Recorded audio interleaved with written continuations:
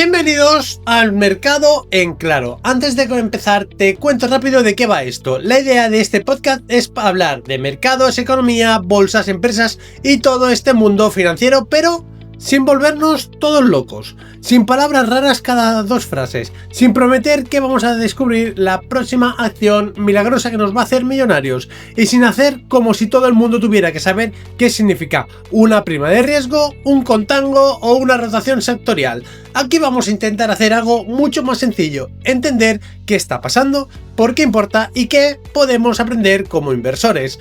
Y hoy empezamos con una idea que merece la pena para mí arrancar en este podcast.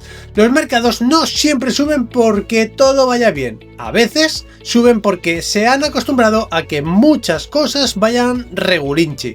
Y eso es justo lo que está pasando ahora. Tenemos Ucrania todavía abierta, tenemos tensiones comerciales, tenemos Oriente Medio afectando al petróleo, tenemos al país nipón con el yen bajo presión y tenemos a una China con problemas de confianza.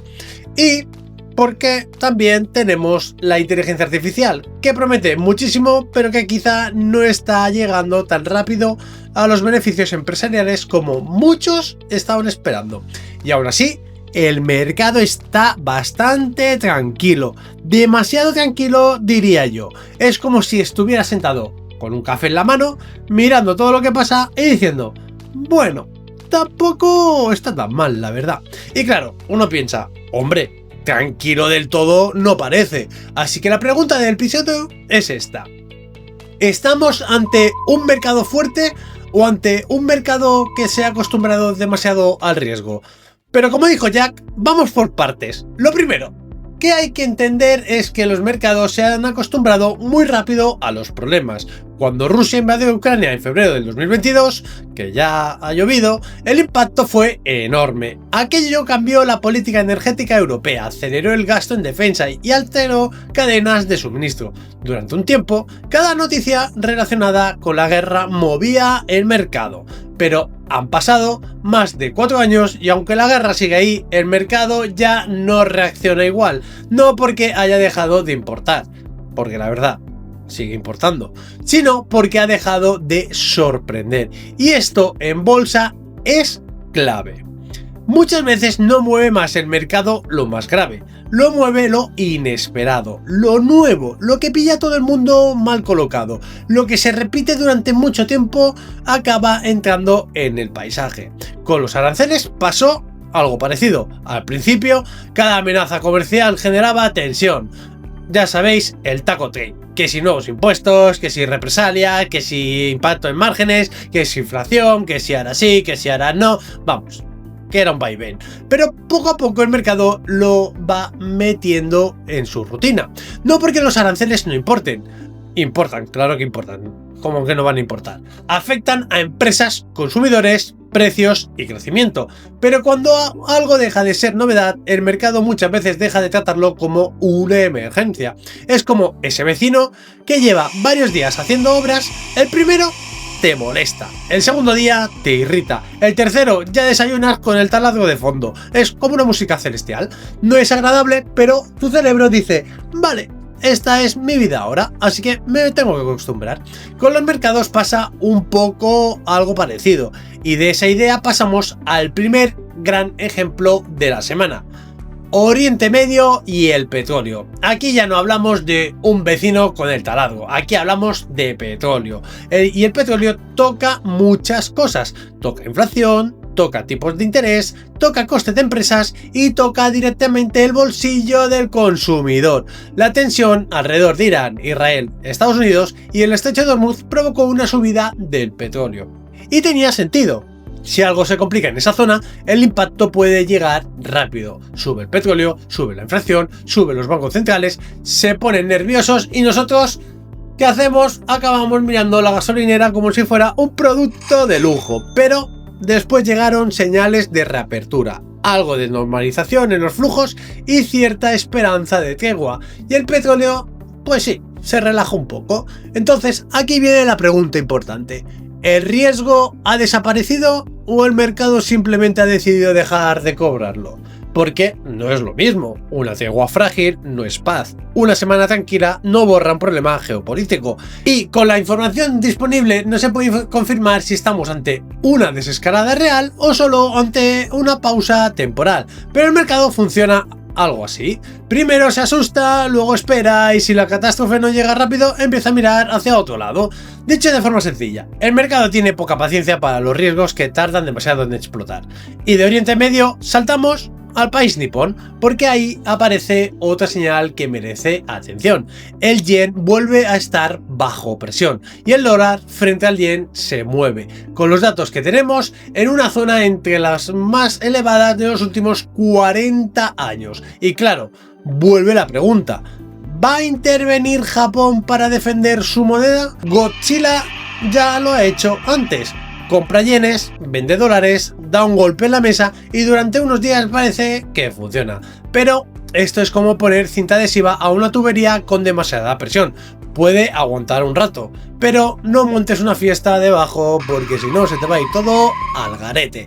El problema de Japón es que los fundamentos son complicados. Tiene tipos todavía bajos, tiene una deuda pública enorme, tiene déficits persistentes y depende muchísimo de la energía exterior.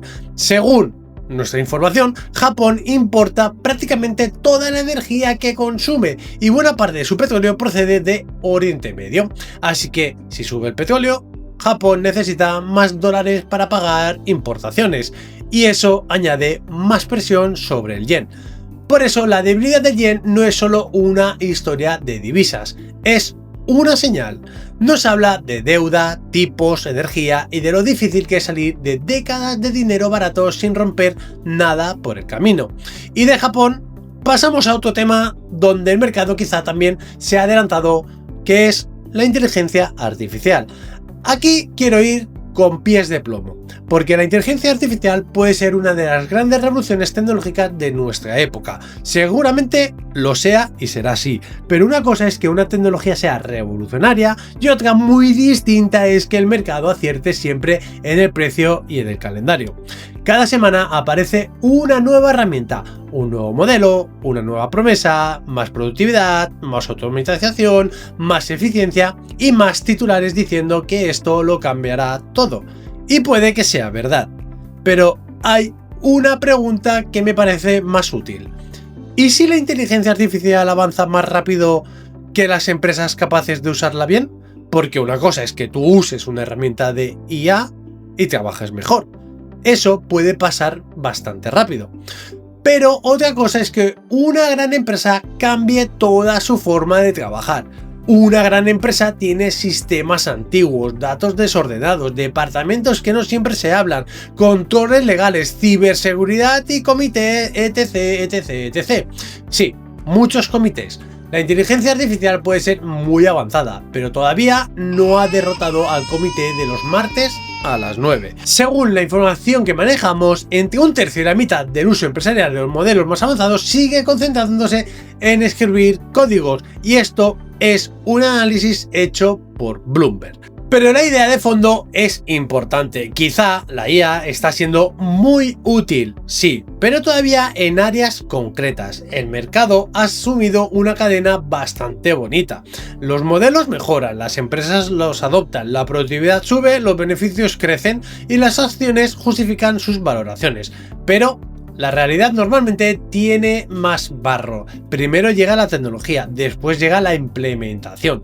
Y ahí es donde las ideas brillantes se encuentran con sistemas antiguos, costes de regulación y procesos internos que nadie quiere tocar porque más o menos siempre han funcionado.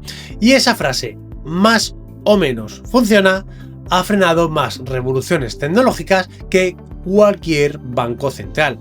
La idea clave es esta. El mercado puede acertar en la importancia de la inteligencia artificial, pero equivocarse en el calendario. Y en bolsa, equivocarse en el calendario puede salir muy caro. Internet cambió el mundo, pero eso no impidió burbujas, excesos y decepciones por el camino. Con la inteligencia artificial podría pasar algo parecido. Pero antes de pasar a la foto semanal de los mercados, hay otro frente que conviene mencionar: de China. Y aquí la palabra importante es confianza. Durante años China parecía una historia de crecimiento casi imparable, pero ahora el escenario es más complicado. El mercado inmobiliario sigue débil, el consumo no termina de despegar, las familias ahorran más y muchas empresas invierten menos. Los precios de la vivienda están muy por debajo de los máximos de 2021, según lo que nosotros manejamos de datos. Y la cifra más llamativa es esta. Hogares, empresas e instituciones chinas sacaron del país unos 807.000 millones de dólares durante el último año, según las estimaciones citadas del Institute of International Finances, una cifra más elevada que tenemos registrada. Y cuando una cantidad así intenta salir de un país, la pregunta no es solo cuánto dinero se va. La pregunta es ¿por qué quiere irse? Pekín ha respondido con más controles, más vigilancia, más presión sobre cuentas offshore, más control sobre inversiones en el extranjero, pero hay algo que no se fabrica fácilmente por decreto: la confianza. Puedes cerrar una vía de salida, puedes endurecer una norma, puedes vigilar más, pero si las familias sienten que su vivienda vale menos, que la bolsa local ofrece menos oportunidades y que la seguridad jurídica es incierta, intentarán diversificar. El capital se parece bastante al agua. Cuando encuentra presión, busca una salida y si no puede salir, puede quedarse quieto. Y en una economía donde el dinero se queda quieto, tampoco es exactamente una fiesta. Pero vamos ahora a ver si la foto rápida de la semana. Europa ha tenido una semana muy fuerte. Con los datos disponibles marcaron récords el Eurostoxx 600, el DAX, el SMI y el IBEX 35. En Estados Unidos el Dow Jones también marcó récord, pero tecnología, semiconductores e inteligencia artificial pesaron negativamente. Y esto es interesante. Durante mucho tiempo parecía que toda la relación con inteligencia artificial solo podría subir. Pero esta semana el mercado empezó a hacer preguntas más incómodas. ¿Cuánto crecimiento real hay detrás? ¿Cuánto gasto en infraestructura es sostenible? ¿Qué empresas tienen ventaja de verdad? ¿Y cuáles simplemente han subido por estar cerca de la palabra mágica?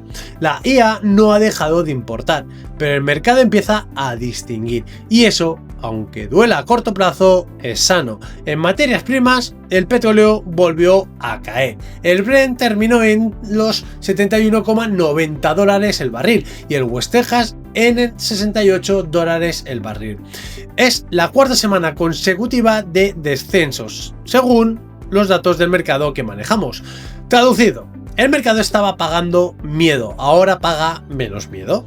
El oro, en cambio, rebotó por encima de los $4.180 la onza, tras los datos de empleo en Estados Unidos que fueron más débiles de lo esperado. Y tiene sentido, si bajan las expectativas de subida de tipos, el oro se vuelve más atractivo, porque no paga intereses. El oro es ese amigo elegante que nunca invita a cenar, pero aparece cuando todo se pone raro. Pasemos al Bitcoin, que también rebotó, subió un 4,2% y volvió a acercarse a los $62.000.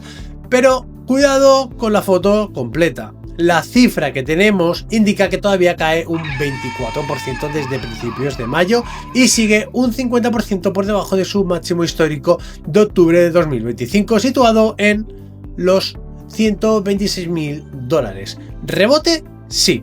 ¿Regreso triunfal con banda sonora épica? Todavía no. Y con todo esto llegamos a la idea central. El mercado, o mejor dicho, el mercado, puede convivir con muchos riesgos. Ucrania, Oriente Medio, aranceles, un yen débil, China bajo presión, dudas sobre inteligencia artificial, bancos centrales caminando sobre una cuerda floja, pero si convive con todo eso sin exigir suficiente prima de riesgo, entonces depende cada vez más de una sola palabra: confianza. Confianza en que el petróleo no se dispare, confianza en que la Fed no apriete demasiado, confianza en que el país nipón controle el yen, confianza en que China estabilice su economía, confianza en que la inteligencia artificial se convierta en beneficios reales, confianza en que las empresas justifiquen sus valoraciones. Y la confianza es muy poderosa mientras dura, pero bastante frágil cuando se rompe. No estamos diciendo que el mercado tenga que caer. Aquí no vendemos catástrofes, latas de conserva ni cursos para sobrevivir al apocalipsis bursátil. La idea es más sencilla.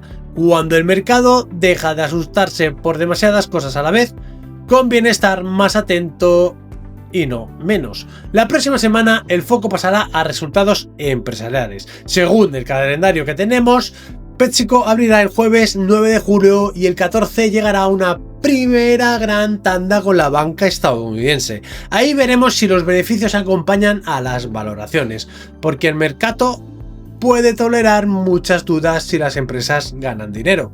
Pero si las valoraciones son altas y los beneficios no acompañan, la paciencia suele durar muy poco. Y cuando el mercado pierde la paciencia, se le va el humor bastante rápido. La conclusión sería algo así: la calma del mercado no siempre significa seguridad. A veces significa costumbre. El mercado sigue avanzando, pero no porque los riesgos hayan desaparecido. Avanza porque, de momento, confianza en convivir con ellos.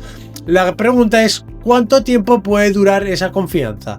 Y si está respaldada por datos o simplemente por costumbre. Porque tal vez nos hemos acostumbrado demasiado al ruido. Y cuando uno se acostumbra demasiado al ruido, corre el riesgo de no escuchar la alarma. Hasta aquí este primer episodio de Mercado en Claro. Si te ha servido para entender un poco mejor qué está pasando por debajo de los titulares, puedes seguir el podcast y compartirlo con alguien que quiera mirar los mercados con más contexto y menos ruido. Y te dejo una pregunta. ¿Crees que el mercado está siendo racional al acostumbrarse a tantos riesgos? ¿O estamos viendo demasiada calma para un mundo tan incómodo? Nos escuchamos en el próximo episodio. Hasta la vista, familia Insider.